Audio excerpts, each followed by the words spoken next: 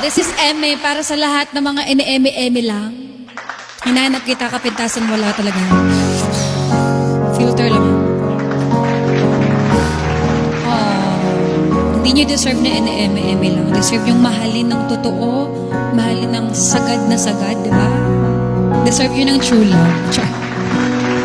Magdilang na naman, sana'y hindi na ako masasaktan Ano pa ba?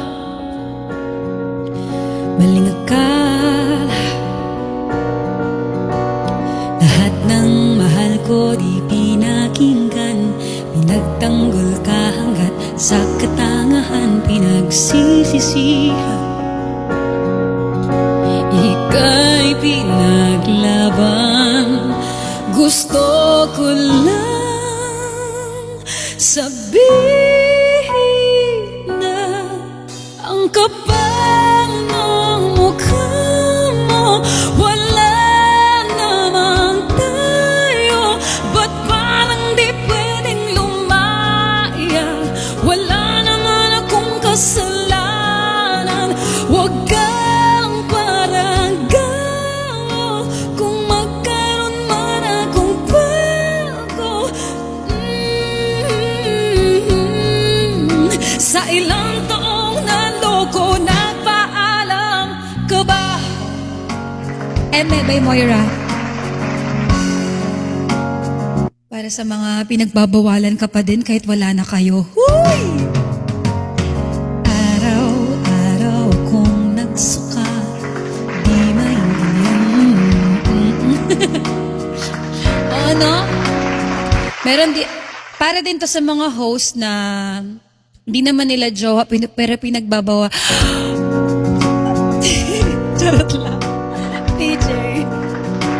Hindi ba dapat hanggang sa pagtanda, ika'y mahalin kahit pa tumaba?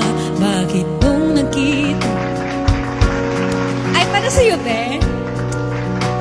Kita, loko, gusto ko lang sabihin na ang kapal ng mukha. Para pala to sa mga gifter. Para to sa mga gifter na parang, doon ko pinagbabawalan? Tayo ba? Parang, uy! Feel naman. Stargazer! Ang kapal ng mukha mo, wala namang tayo. Ba't parang di pwedeng lumaya? Wala naman akong kasalanan. Huwag kang paranggaw. Totoo, no? Ang dami-dami kayang ganyan dito. Wala pa ngang sila, di mo nga pinapansin, tapos pagbabawalan mo mag-top sa ibang live.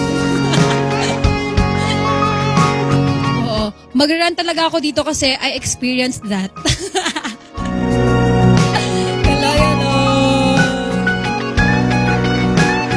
Tapos di mo alam, may jowa pala. Shh.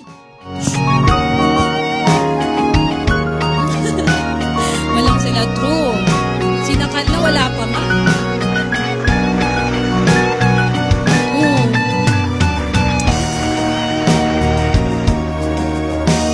Hindi kasi, naalala ko kasi before, parang nag-message sa akin yung isang gifter na in-screenshot niya yung yung message ng host sa kanya.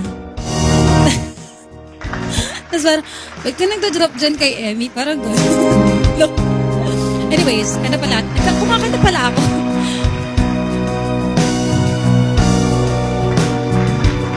#11 Pro Max. Gusto ko lang sabihin na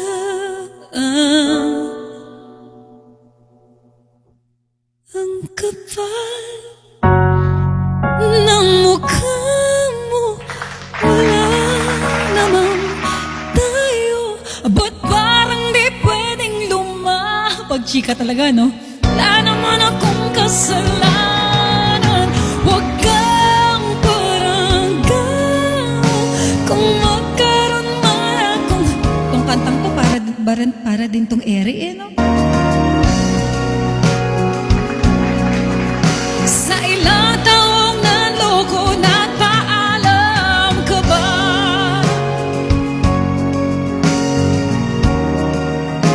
Para dito sa mga ex nyo na feeling kayo pa din, tapos nanloko naman. Nagpaalam ka ba? Ano pa kaya isa ni Moira? Pwede. Ano nga yun?